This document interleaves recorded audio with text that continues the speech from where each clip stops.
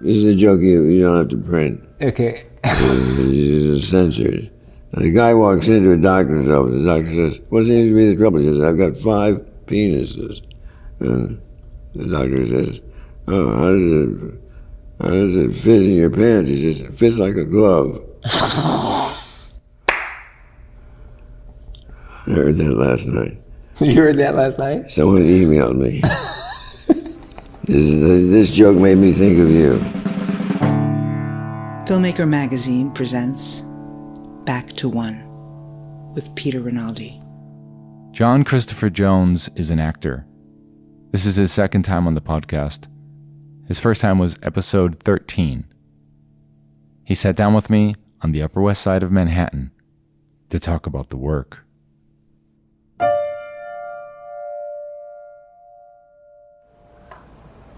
Do you think that you were born with a love for words, or do you think it was drilled into you somehow? Do you think your parents, because they read to you, or because they gave you the love of words was given to you? I think it wasn't just words. I wanted to do noises, sounds. And why was that? I wanted to be the lawnmower. Why? Because it would make people laugh. I think. And I also liked the... I was directing a play once, and it was a play by Alan Ayckbourn, an English comedy writer. And it was called Woman in Mind. And it starts with a woman in the garden with a rake. She's on the ground, and she's hearing a man say to her, "December bee, December bee." And what he's saying, we find out later, is "remember me." Oh. But she just knocked her head, so she hears "December bee." And so I said to the stage manager, "I want a bee sound at the end of the show when the ambulance comes to take her away." Yeah. I want a bzzz. Yeah. So I said to him, "Do you have that bee sound for me?" He said, "Not yet. I'll get it for you soon." And so I got it, and it was. I said, "That's not a bee sound." He said, "It is." I said, "It isn't. It sounds like a toy plane." Yeah. Right. It's on remote control. Right. And he says, "No, that's the bee sound." I said, "It can't be a bee sound." And so it turns out it wasn't a bee sound. It was a toy airplane. See that? So I said, "Give me the mic." So he did it. And that's what you used. So wait, we never talked about directing. How often have you directed plays? I started directing around 1990. And What made you start? My sister had a summer theater called the Depot Theater up in Westport, New York, in the Adirondacks. And she was always asking me to act in it in the summer. There were contracts were three weeks long for rehearsal and performance. So you put the play on in 10 or 12 days. Wow. And you did it for 2 weekends, 2 long weekends. So she gave me this play, Woman in Mind, and said, "I'd like you to be in it. Choose your part." So I read it. And I called her and I said, "I don't want to be in it. I want to direct it." She said, "Have you ever directed before?" I said, "No." There was a pause on the end of the line. "Well," she said, "that's a pretty good recommendation." She said, "Will you cast me as the lead?" I said, "Well, you're the artistic director of the theater. I'd be honored to." So I cast her, and I did about 20 plays. So wait, what were your preconceptions of directing at that moment? I'd worked with some pretty good directors. Right. I mean, but did you think you had a handle on it before you before you did it, and was that notion shattered? I think I understood the moments, and I had good actors. I hired good people. That's a secret, right? And the directors that I had that I've enjoyed the most, well, they're different, but sometimes they tell you everything you don't know about the character. Like José Quintero in Iceman Cometh with Jason Robards. We did it on Broadway and the Kennedy Center. We took it out to California. We did 100 performances of it all told. Wow. And Jason was brilliant from beginning to end in about 4 of them. He was brilliant in sections in all of them. Wow.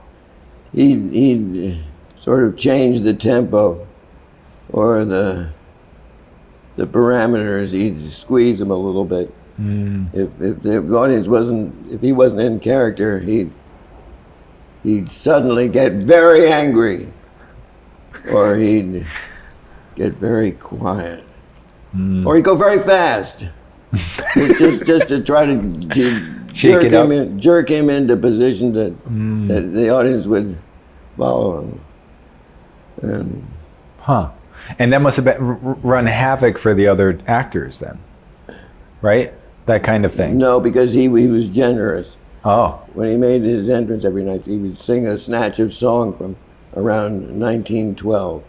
And he'd do a different song on different evenings. Wow. So we look forward to him coming. That was the role that defined him. The Iceman Cometh Hickey. What year about is this? That's Early 80s? 1988, I think. Oh, 88.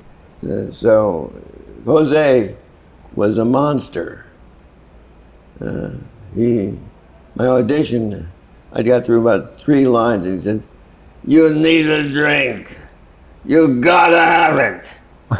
There's no money for a drink. Who can you get money?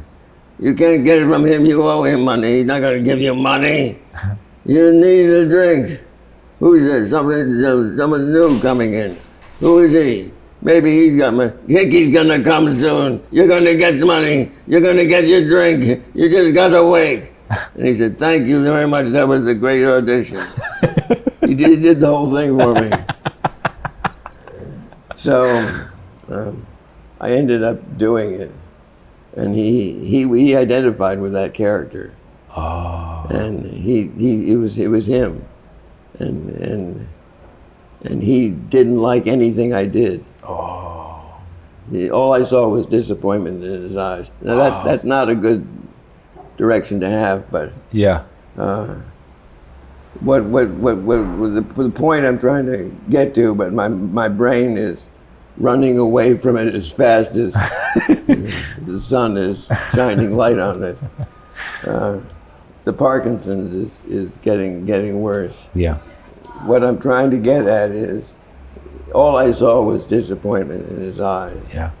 And I went to Lincoln Center recently. This is 2021, the year 2021. I went to Lincoln Center. I looked up some of my stuff that's on the recorded. And Iceman Cometh, and I didn't remember anything about it. Wow. It was just a nightmare experience. To watch it. To watch it, it was great. I was terrific. I want to go see it now. And I kept saying to myself, "Chris, you know this guy is strangling you. Like, he give you a direction. Forget the words. You got to get the emotion. You got to get the emotion." Oh, God. So I try to get the emotion. Oh, God. And I'd forget the words, and he'd say, the next day he'd say, "You gotta use the words." He just wanted to beat you up. Yeah. Yeah. You went to college. Wow. Use the words. But I knew that he knew more about this world than I did, because he was a drunk. And had been a drunk. And he died several times, or come near death. I had to go with him, and because I knew that he knew it. So that was hard. Yeah. How was he treating Robards, though? He didn't give Robards or Donald Moffat or Barney Hughes, the three old guys. Yeah. He didn't give any notes, but he literally had his hands around the throats of all the other players, including a considerable number of older men. Yeah. And so that's one style of directing, where you just humiliate. Right. Not very effective. Wait, last time we talked, something happened that you never thought would happen. You got another job. Yeah, New Amsterdam. a TV show. TV show, broadcast television. A pretty big part in the show. There was 5 scenes. Yeah. What was this experience like? Were you panicking I about? was panicking. Okay, but simply technical reasons, Yes, like, am I going to remember these lines? Am I going to remember the lines? They knew who they were casting, right? Well, they knew the problem. They knew that I had Parkinson's because that was they wanted somebody with Parkinson's. Yeah. And I had auditioned for them a year and a half before they gave me this job. And they said they were going to write something for me. For example, when I went down on set before we started filming, we did a read-through of the first scene, and I think I knew one of the cues. So, but they were very, very kind. They wanted us to ad lib, Nice. and so we did. Yeah. So that was fun. And it worked out. Like I said at one point, I said to one of the actors on stage, "Are you Polish? It's all right if you are. There's no shame here. We're in a hospital." And then at the end, I ad-libbed. I said, "I'm hungry. Let's get something to eat." What should we have? Italian? No. How about Thai? Mexican? No. How about Lithuanian? I love Lithuanian. It's just funny. And then I had a line that I added to the female doctor. You know, Doc, you're all right. You're not as bad as I thought you were. Something like that. So that was great, but the fear was real. Yeah. But people said I did a great job. Yeah. You must have felt great just to overcome that fear, though, right? I mean, you must have felt great to do it. It must have been like... It turned out to be great, but that's the thing about acting. You don't know. You can guess that you're going to be okay because you've been okay in the past. Right. But you don't know, especially with the hard part. Right. If you're going to come up with the goods to... Because when there's a part when you start, you're not brilliant unless it fits like a glove. Yeah. And there've been maybe 1 or 2 parts that were that way. Yeah. But has there ever been any that you legitimately, it's weird to talk about this, but I feel like I can for somebody as successful as you. Like maybe there's some people I can't. But was there any, because Austin Pendleton talked to me about an absolutely horrifically, legendarily terrible performance he did, where the reviews were so bad that the kid the next day that he was acting with came over to him crying, saying, "Why are they so mean to Austin?" So, I mean, like, just from the review. Yeah. And, everybody was like, it was like a funeral the next day coming up to him. I mean, have you ever had something like that? Yes, I have. I was playing the lead in a Chekhov play, his first play, called Platonov. It was written when he was in medical school, before he was a successful writer. And you eventually translated this play. Yes, and got it published by Dramatist Play Service. It's available for everyone if they want to get it. And it was directed by Liviu Ciule, the great Romanian director, who directed me in his first play in this country. called Leonce and Lena by Georg Buchner, who wrote Danton's Death and Wojciech, and died at age 23. I got great kudos on the opening night from the Romanian coterie of Chule.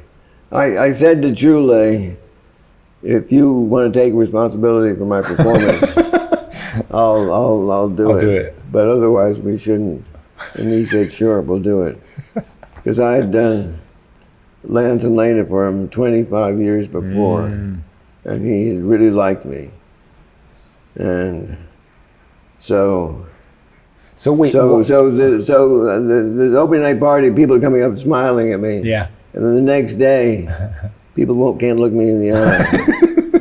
And the head of the publicity, the woman who ran the publicity, I said to her, are there any, I don't really read the reviews, but my father likes to look at them.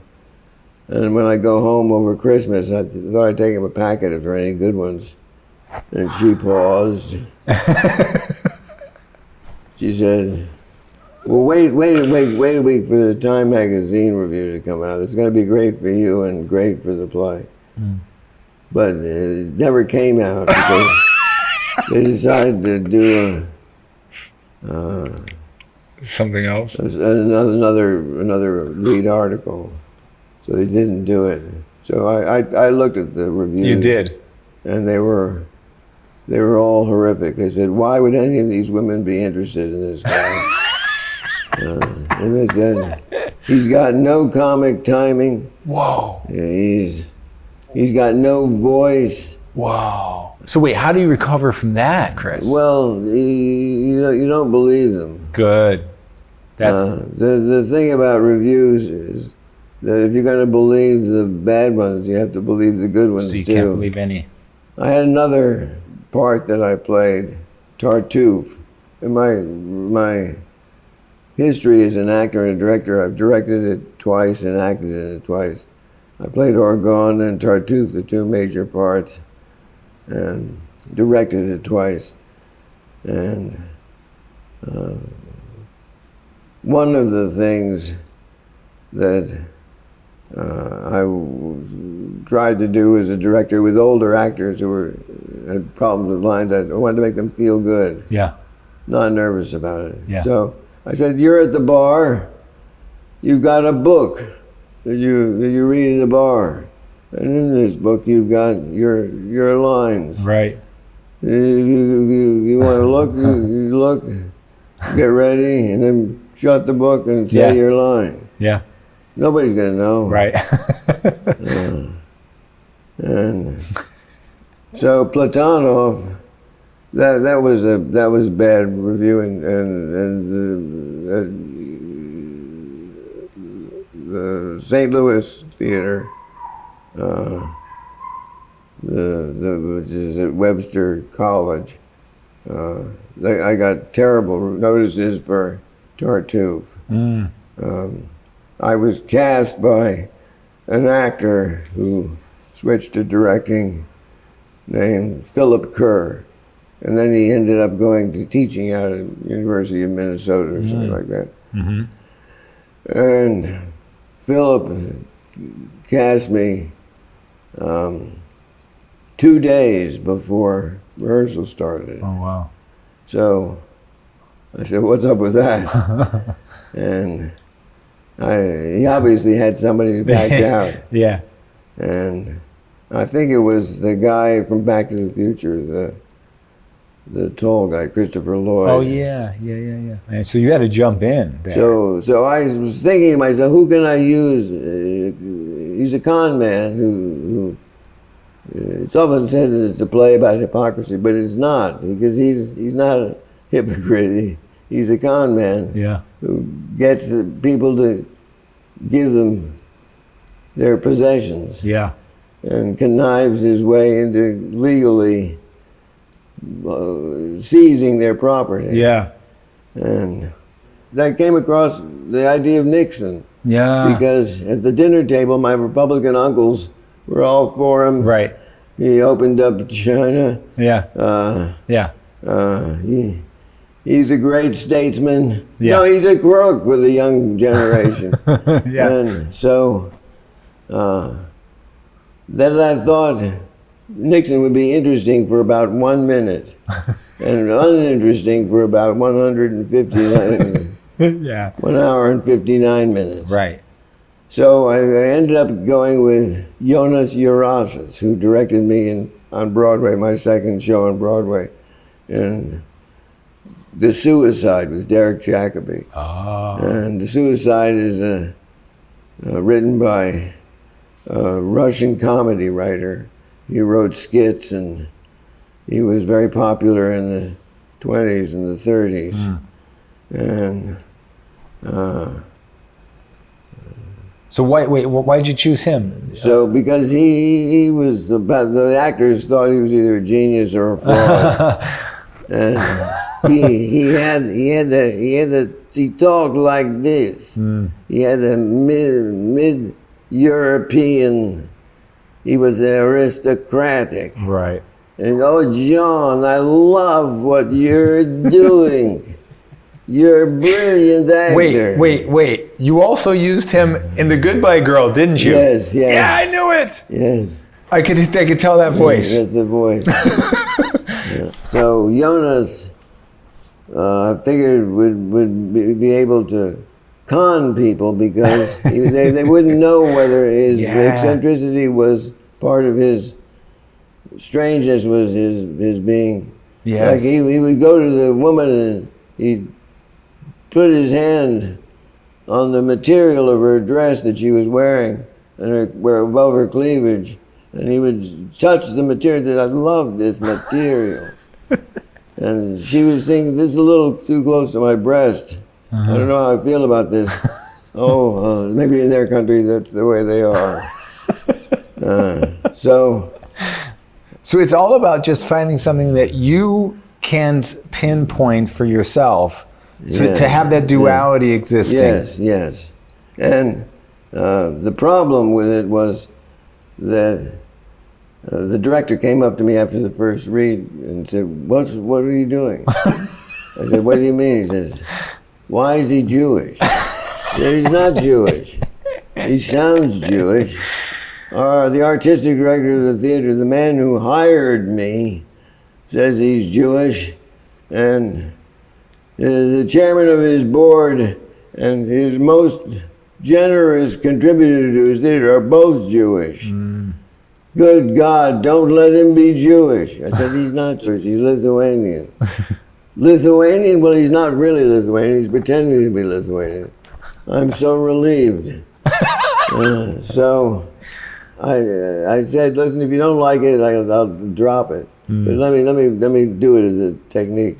So we were in tech, and he said, I want you to do it without the accent. Oh. And I tried it for a couple of days, but it didn't feel right. Yeah. And took him to the side and said, Philip, I think that the best Tartuffe I have in me is the one that I've been doing for 4 weeks. Yeah. And I've got a compromise to make with you. Yeah. I'll open the show. You're being reviewed. Your work is being criticized by the papers, and you have an investment in doing what you want to do. And so I'll open it with that way.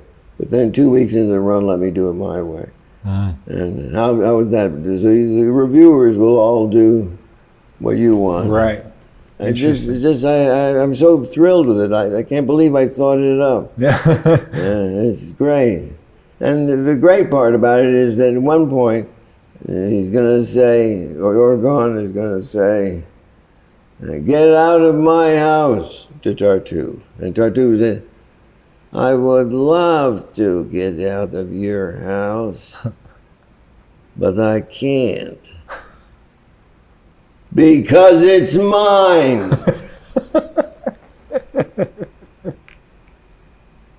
You get out. So he's going to drop the accent, and the audience is going to know that they've been Yes. conned along That's with, a great idea. and he's gonna be great. Yeah. They'll admire the hell out of him. So he said, let me see you before tech tomorrow. I said, come over to my apartment, I'll serve you lunch. He says, great. So he came over, and we talked about everything but the accent. Yeah. And we talked about his dog, Banquo. We talked about Romeo and Juliet, which I had done Mercutio for him. Oh. The Gwillem gang. David Gwillem playing Romeo, his dad, Jack Gwillem, playing Friar Lawrence, his wife, Sarah Jane, Playing Juliet. playing Lady Capulet. Oh. And finally, he left. His hand was at the door and on the handle, and he turned around. He says, "Oh, by the way, the accent. Do it your way. Ooh. Otherwise, we're just working for a paycheck." Ooh. And that was a great thing for him to say. Yeah. And just in his quiet, self-effacing way, Yeah. he proved himself to be a colleague Yeah. and a friend. Yeah. That's beautiful. But I got terrible reviews for it. Yeah, that. I only got terrible reviews for a few things that I did. Well, was it hard to not believe them? No, because I thought I was great at it. Well, that's all that matters, right? Well, I remember reading a review. One of the New York papers was talking about an Irish play, the Irish accents. There's a laugh every minute. It's the funniest play I've ever seen. Uh-huh. And whoever did the accent work with the actors should be praised, because he did a great job. They're the best Irish accents I've ever heard on stage. And the other review was, there's not one laugh in this show, and whoever did the accent work should be shot. The worst accents I've ever heard. So that tells you something. Isn't it? It's so weird with accents. I don't know if you saw House of Gucci. Jared Leto was doing this Italian accent, and people were saying how terrible it is. I watched it. I was like, I think that's the best Italian accent I've heard by a young person in years. And I'm like, I don't think people know Italians. I think people don't, they don't. I remember Zelda Fitzhandler, who was the artistic director of Arena Stage in Washington, years and years ago when I was just out of college, out of drama school. I had an audition for The Hostage by Brendan Behan, I think.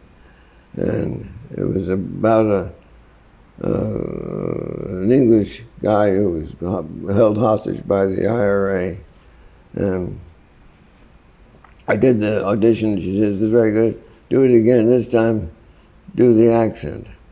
And I said, "I'd rather not." She said, "What do you mean you'd rather not?" I said, "Well, I feel that accent work is part of the rehearsal. And it can't come artificially." She said, "Well, I'm casting for an accent. Are you going to do it or not?" Wow. I said, my worry is that I'm going to come out and do the accent that I did in my last play, which was West Country, which is not Cockney. And so she said, "Well, it's your choice." I said, "Well, in that case, I'll do the accent." So I did it. It came out West Country. Yeah. "See the little girl walking down the road through the gate to the schoolhouse." And she said, "You see, that was a terrific Cockney accent."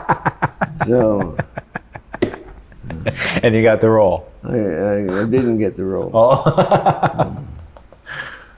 Well, wait. So what is it about? How do you have it come about during rehearsal? Like, what does that mean? Do you bake it into the same way that you take the lines in, you make the accent come? Well, there are different ways to do it. One is to just just go over and over and over. Yeah. I wanted to listen to a dialect or have a dialect coach. I think it's okay to do it wrong. I was in a play with, what's his name, Brian Bedford, Canadian actor, who I'd seen do a drunk in a play called Two Shakespearean Actors, and he was brilliant. And I wanted he was doing a play called London Assurance by Boucicault, an Irish writer.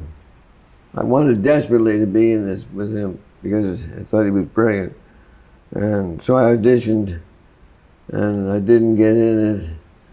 And the guy they got another job that was better for him 2 days before rehearsal started. So I saw the director again, and I got it. It was for the part of a country lawyer. And I thought I could do something with it. So I auditioned and got it. And Brian Bedford hated what I was doing because it was working. And he was brilliant in his choices, but you could soon see that he didn't want anybody else to shine, just himself. So that if, for example, you did a scene with him and you left and at the end of the scene, you stormed out of the door and shut it, you got an exit applause. Yeah. You'd never get it again because he would start speaking before you would shut the door. Oh, God. There are only two people that I held ill feelings towards. One was him, and the other was Ron Silver, who was at one point I think you the talked about head him of our last time. union. Yes. Ron became affiliated with the meaner spirited Republican Giuliani Right. partisans. Right. I'm embarrassed because speaking ill of the dead. Is it speaking ill of the dead, or is it like a good time to speak ill because he's dead? Well, I mean, I think if I'd been more of a man, I could have said it to him. confronted him. Yeah. And then maybe what I had to do was to force physical violence on him to get him to not mess with me. What do you think that was? Like, why was he messing with you? Was it insecurity? I think it was because his sense of fun.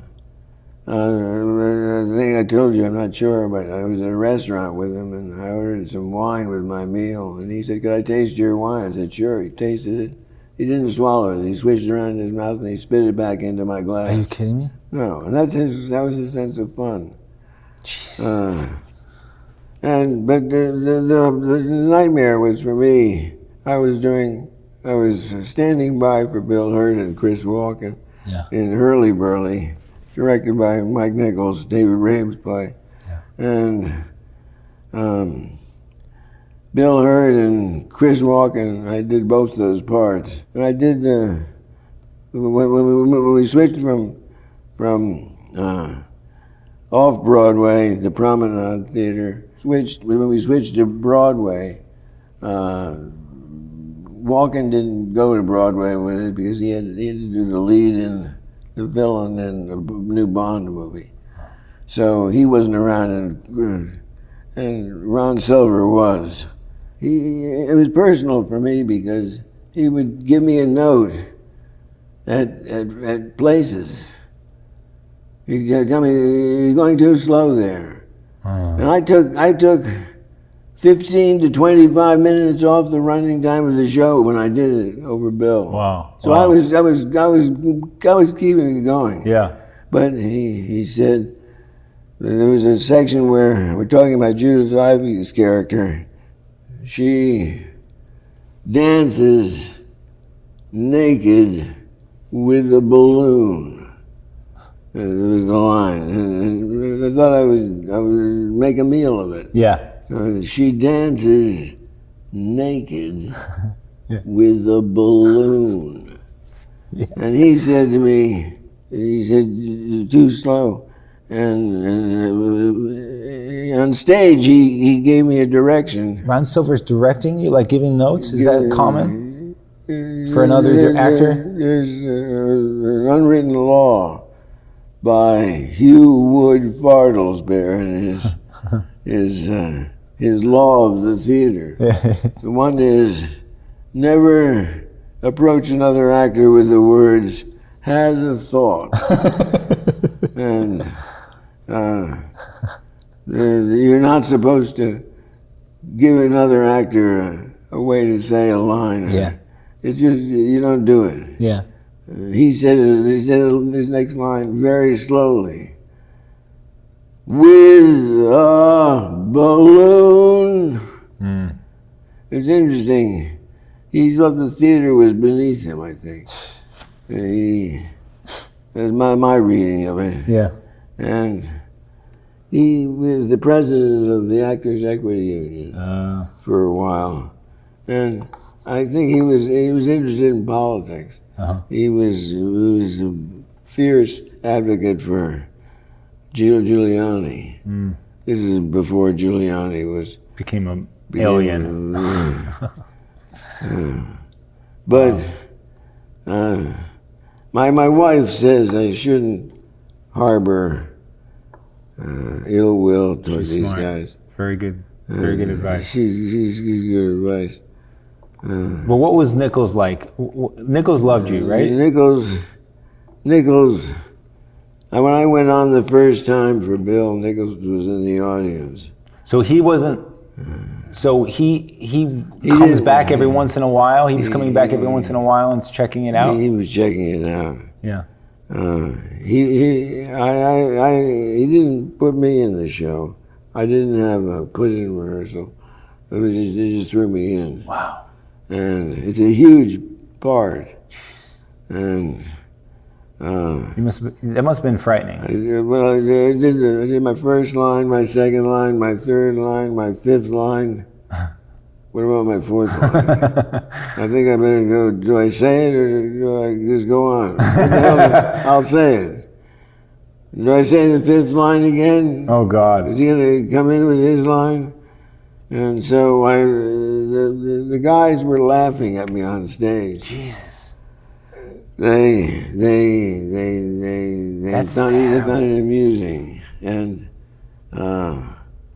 it was. And Nichols is in the audience. Nichols is in the audience, and then he after the first intermission, he comes back and he says, "It's going well." And then the second intermission, he comes back and he says, "It's really good."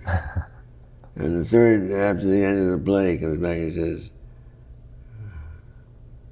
"I will remember this night forever." Really? And the stage manager, Peter, he said that he was sitting next to Nichols, and when I did this last speech, he was weeping. Wow. So he tended to direct by anecdote. And What do you think of that kind of direction? well, I think it's pretty good. I think you can skin the cat a lot of different ways. Right. And I had a lot to do with him because when they put the stars in, we were replaced by who came in? Candice Bergen came in for Sigourney Weaver. And Danny Aiello came in for Harvey Keitel. Harvey Keitel was another interesting one. He said to me, "You got to forget Bill. You're not doing Bill. You got to do you. You got to fuck Bill, fuck Nichols, fuck the audience, fuck Rabe. You got to do you." And so he had an interesting thing that he would do. He would say his first line or his first word, and then he'd stop.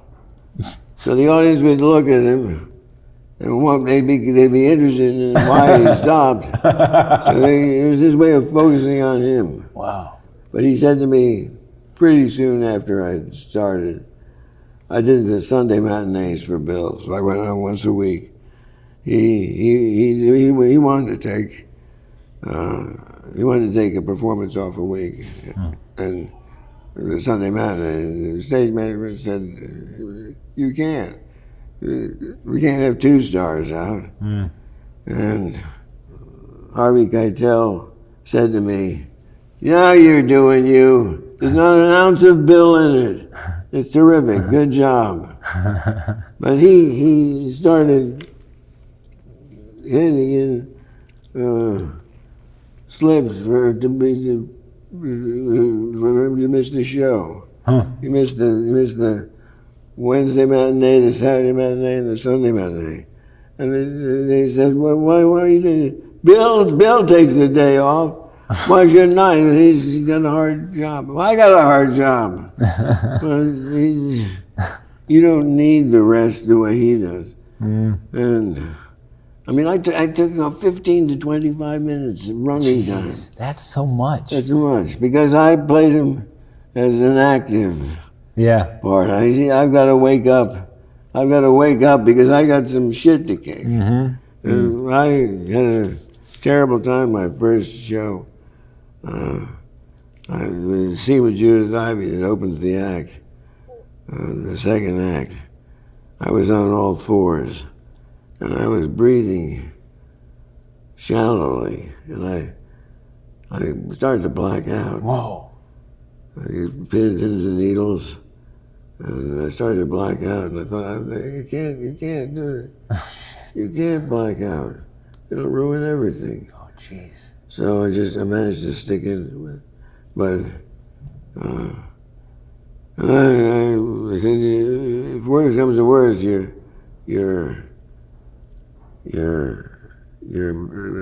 taking drugs. Right, So right. it's okay. Right.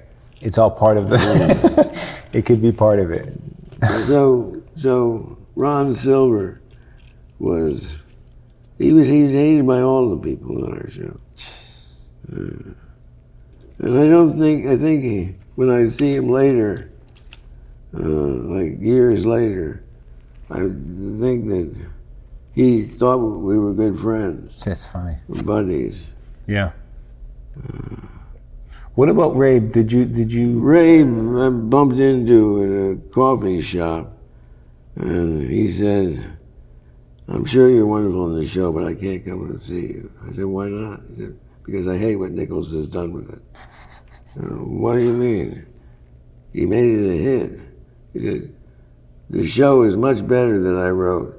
They took out, there should be an hour more stuff. It should be 4 hours."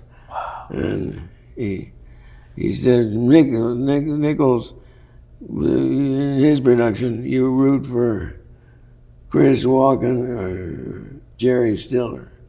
Those are the people your passions are with. And my heroes for the show are the Harvey Keitel character and the Bill Hurt character. But Bill, apparently, when they were in Chicago, Ray went after Bill Hurt with his hands on his neck, saying, "You ruined my play." Jeez. So he said, "I can't bear to see it." I wonder what did you see the revival with Ethan Hawke? No. I heard that Nichols went backstage and said, "How did you guys do this? I don't understand it." Like, he loved it and he was shocked. It must have been different. It might have been more the Rabe way. Yeah. Because he was shocked by it and loved it and didn't understand how they did it. That's according to Ethan Hawke. I wonder if that's available at the library. It'd be cool to watch both versions. Yeah. Is your Hurley? Well, you're probably not in the recording, right? Not in the recording. There's one thing I liked about Hurlyburly was that I got paid for it. It was $3,000 a week. That's pretty good. And when I went on the full week, it was $1,000 if I didn't go on as understudy. But if I went on for 8 shows, and I took over down the road, But it was painful in that I didn't get the respect that I felt I deserved, and I felt I wasn't appreciated. Yeah. And I thought I should have been, because there's a speech that Nichols liked that I did. It was a funeral speech, and Eddie talks about Phil's death and the service, and he talks about it. I think he says something like, the minister went on, blah, blah, blah, blah, blah, blah. And then there was this voice, this sound from the balcony that came out, and it was very high and pure and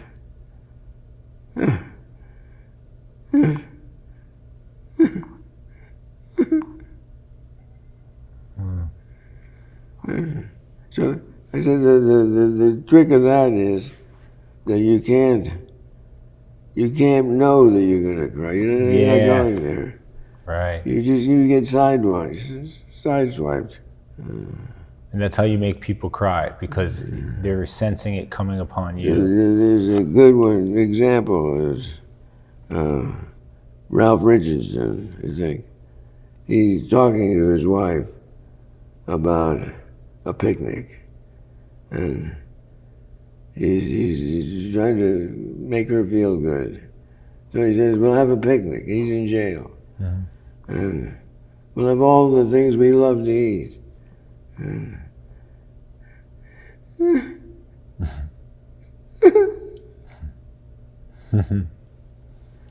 yeah. So Susan Anton took over for Candace Bergen. Susan Anton was watching, my wife at the time was watching late night television, and she was a guest on one of the late night shows. And the late night guy was saying, what are you doing now? Well, I was working with Mike Nichols. He loves me. He thinks I'm great. He wishes he could marry me. What are you doing? I'm doing Hurlyburly. And who's doing the lead now? I was doing it. Mm. And she didn't say Chris Jones, fabulous actor. She said, well, the understudy, but we got somebody good. We got somebody good. And I'd be in the green room with the other actors, and the producer would walk in and they would say, have you found anybody yet? Oh, Jesus Take over for Bill. So I guess I was more valuable to them as the cover for the two leads. Right. Why wasn't Nichols there saying, like, this guy needs to be, like, I don't get that. He's crying in the audience. You finally get a chance to take over. Why wouldn't he have the power to say, you know what, we don't need to search for anybody? Well, that's the thing. The play is an example of David Raymond's point that the Hollywood is California. Yeah. The business. The problem with it is that they got to make people understand or think they understand where they are. Mm-hmm. So they put a policeman's cap on the actor's head. And then we know he's a policeman. And then we give him a mustache. We know he's a corrupt policeman. So they add things to make us understand where we are. Yeah. And they're bullshit. Yeah. That's how we can identify with where we are. Right. And say, oh, I know this. This makes sense. Yeah. So what happens is the actor becomes a thing. Yeah. Not a person. Right. And a sign, a representation. Representation. Yeah. One sidelight is that my understudy, when I took over the role, Bill left and Johnny Rubenstein took over for him. But he had He had a TV show that had been dropped, but they picked it up suddenly. Oh. So he had to go back to California. And he thought he'd ingratiate himself with the management. So he said, how about I, John Rubinstein, do the Friday night, do the Saturday, 2 shows Saturday and the 1 Sunday. And I'll take the red eye Friday night from California to New York. And so he did 3 of the 8 shows a week, and I did 5. It was in my contract that should Bill Hurt or John Rubinstein wanted to do any of my shows, they just had to put it in writing. Right. So that was pretty shitty. Yeah. And who was you were saying something about the understudy? it was Kevin Spacey. Oh, wow. And he was terrific in all the parts that he played. I didn't see him do my part. I didn't see him do the lead, but he went on for Jerry, and he was good in all the parts. I was sort of mad at him a little bit because he didn't side with me or my battles with Ron Silver. I wanted an ally. Yeah. And the theater is a precarious business. Yeah. And we feel we need to make alliances. Yeah. To prop ourselves up. Yeah. So we've talked a lot about frustrating times. What would you say is, for you, the performance that felt like everything was successful? I think that would probably be Claudian and Cymbeline by Shakespeare. Wow. One of the lesser performing pieces. They call it difficult. It's one of the difficult plays. Claudian rhymes with rotten. He's the son of the second wife of King Cymbeline.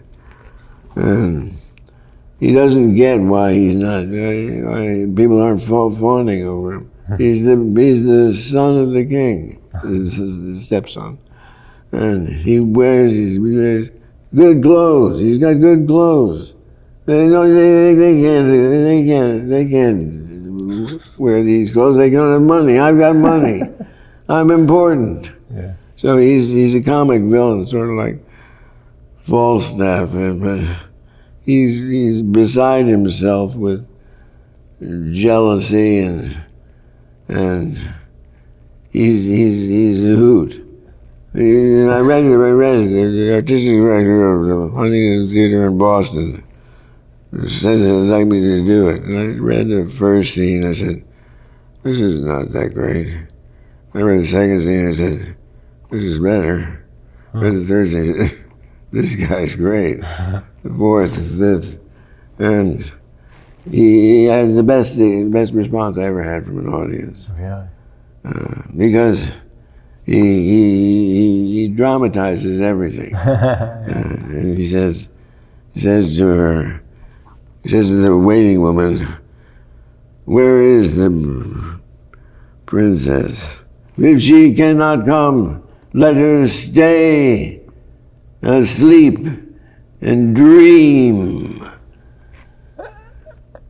So he sings a song to her, a lullaby. I love you, madly do I love you.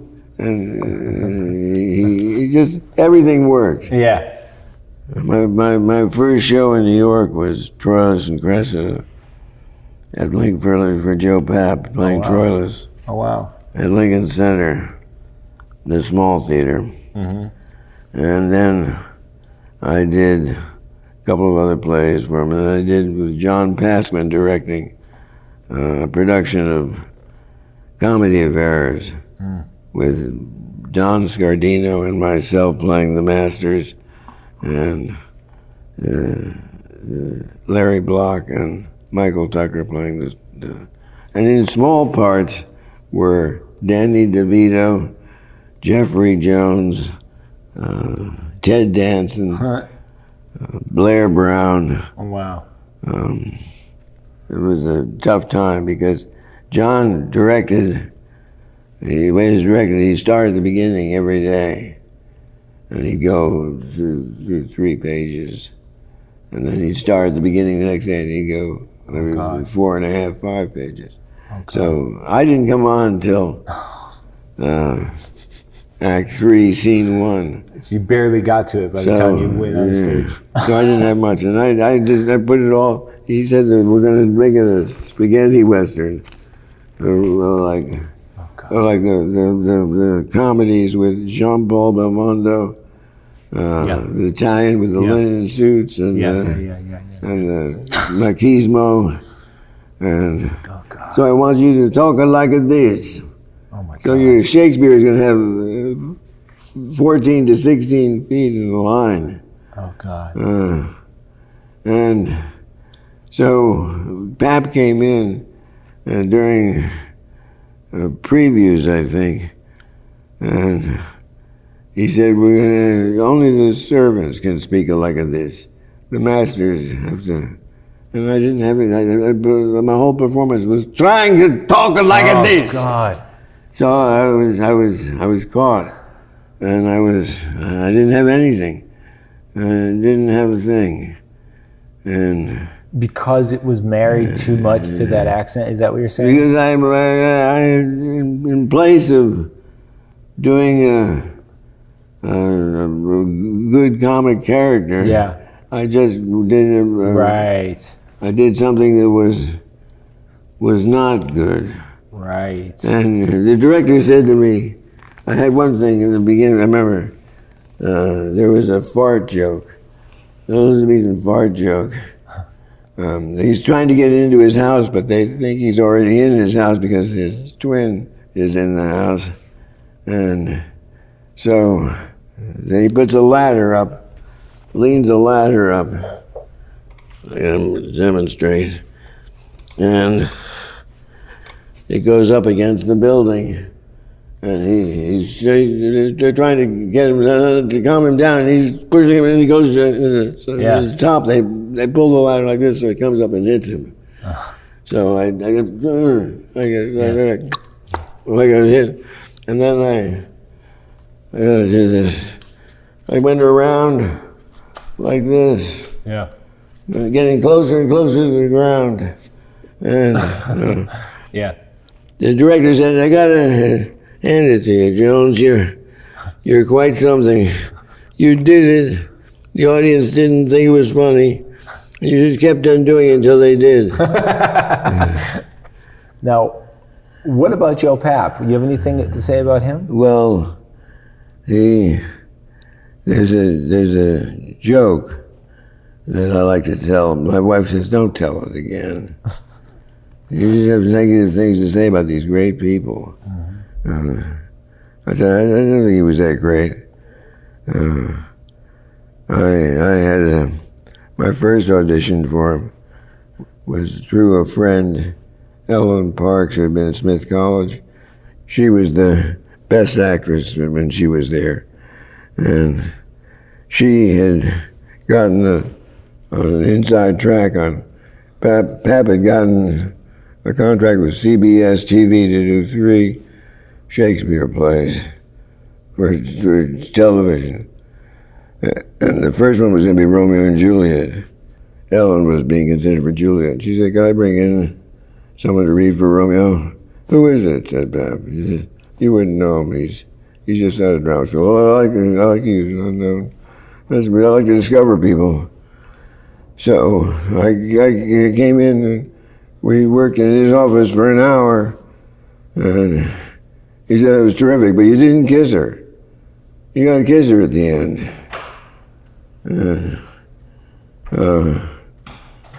So about a week later, they did a reading of it.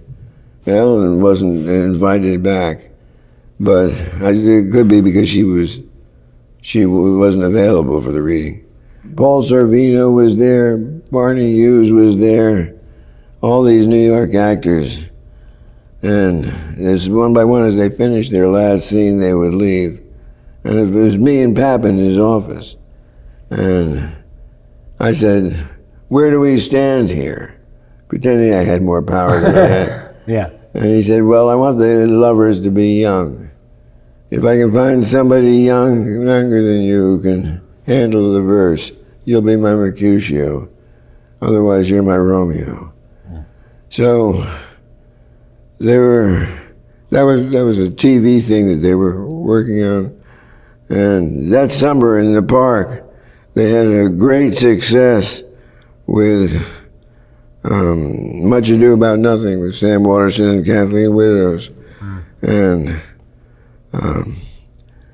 so they decided to do that instead moved to Broadway, and they decided to do that than do something untested. Uh-huh. And so my big break didn't happen.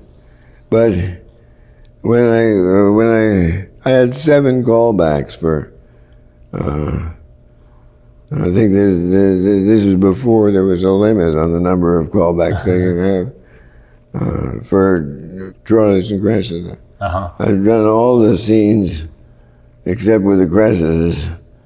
And so I have an audition Friday, and I've been working for a year without a vacation with Shakespeare and Company. I was a founding member of Shakespeare and Company with Tina Packer's group. And I get in the car and I go upstate, and I get there, it's a 6.5-hour drive. The phone is ringing, I pick it up, and it's my agent. They want to see you tomorrow morning. So wait, so you had gone up there because you had thought, I'm going to take the weekend off here. Yeah. And so I go in, I'm furious. This is number 7. This is number 7. Yeah. And I'm furious because I know who my competition is. It's John Savage. And there's no way he could have the chops that I have with Shakespeare because I've studied Shakespeare and I've been quite successful at it. Yeah. And so... so you're thinking, why do they need number 7? Why do they need number 7? Yeah. This is a waste of my time. Yeah. So the Leonard Fry, the distinguished American actor, he goes in before me to read for Ulysses. And he comes out with Pap having his arm around his shoulder and says, "We start on Tuesday. I can't wait to work with you. Join the team." So then I go in. And I'm basically playing a person who's unhappy. Yeah. So you're using it. I'm using it a little bit. So I'm not too friendly. Yeah. And I get out and nobody comes out. Finally, Mary Cahoon comes out, casting at the public. And I say, "Can you tell me what the fuck is going on?" "What do you mean?" "Well, I know who my competition is, and there's no choice. You gotta go. You gotta go with me." And she said, "Chris, there's a tall Cressida and a short Cressida. If we get the tall Cressida, you'll be our Troilus. If we get the short one, John will be." And the short one was Brenda Vaccaro. She was in California. She didn't want to come back. So they got Olivia Cole, a black actress from the Negro Ensemble Company. And she played, and I got Troilus. And Pap called me up and said, "I owed you one." Huh. So he remembered that the TV thing had. Yeah. And but he wouldn't have owed you one if Vaccaro came in. Yeah. So the joke about Pap is an actor comes to the Shakespeare Festival and he goes to the woman who greets him, and he says, "Hi, my name is John Robertson Davies. I'm here to read for the part of Laertes in Hamlet, to be directed by Mr. Joseph Papp. Can you tell me where my audition is, please? She says, oh, I'm sorry. Mr. Papp died last night. The production's been canceled. There's no audition. He goes away. He comes back the next day. Hello, my name is John Robertson Davies. I'm here to read for the part of Laertes in Hamlet, to be directed by... You were here yesterday. I told him Mr. Papp is dead. The show's been canceled. Don't come back. He goes away. He comes back the next day. Hello, my name is John Robertson Davies. I'm here to read for the part of Laertes in Hamlet, to be directed by Mr. Joseph. You were here today and the day before. Why do you keep coming back? Mr. Papp is dead. You understand? He's dead. Why do you keep coming back? He says, I'd just like to hear you say it.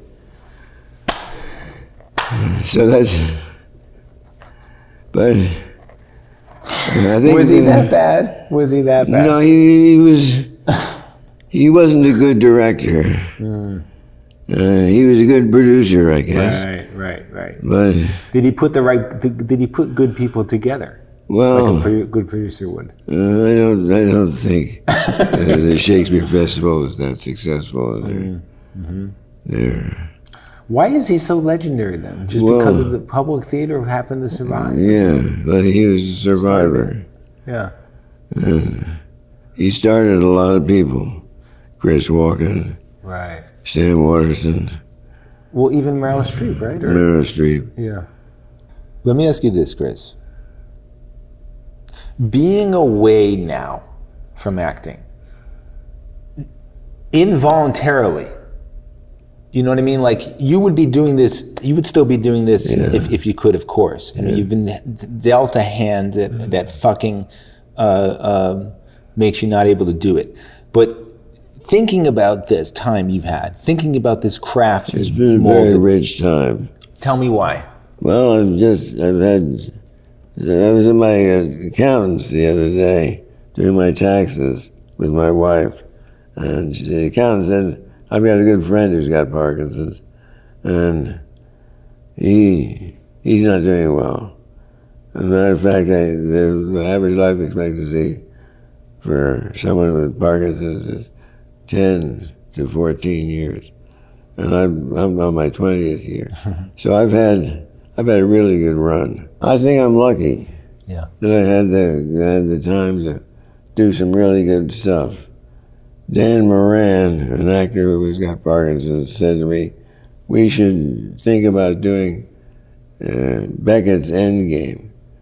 And I said, why? He said, let's read it. So we read it, and he said, well, why don't we read it once a week? We'll get together, your apartment, my apartment, and we will read the play. Sometimes you'll play the ham, and sometimes I'll play ham, and sometimes you'll play clove, sometimes I'll play clove. So we did that, and we decided that we'd like to do a production of it. We got a director for the production. We got the okay from the Beckett estate. They said we could do one show only. And they couldn't charge for tickets. Wow. And we could only use 12 minutes from the text of the play. So we worked on it for 4 or 5 weeks. And we got a theater, CSC, to grant us some space. And it was very nice. They gave it to us for free. And we had designers with low budget design, and we did one performance. We did 2. One was a dress rehearsal, invited dress, and it was amazing. We had a documentary film made of it. Yes. Which you've seen? I loved it, yes. Amazing documentary. I think so. It's not just amazing. And I come across as somebody I admire. I come across not as an asshole, but a thoughtful, that's right, amusing chronicler of his times. Right, that's right. That's right. And it's not just it's not just a great document of these lives or of this sickness or anything. It's a great document about acting. It's a love letter to acting. Yeah, it's a love letter to acting. Yes. And I want everyone to be able to see it, and I hope it can be seen widely. Yeah. That would be my hope. Being away from it, do you look at it and try and see okay, wait, there's some kind of thing that I was tapping into there. I do a lot of material from the old days. Yeah. I find I do a lot of pieces that are chestnuts. Yeah. And I do them over and over. My wife has heard them many times. And what does it do when you do that to you? What happens? For God's sakes, let us sit upon the ground and tell sad stories of the death of kings, how some have been deposed, some slain in war, some haunted by the ghosts they have deposed, some poisoned by their wives, some sleeping killed, all murdered.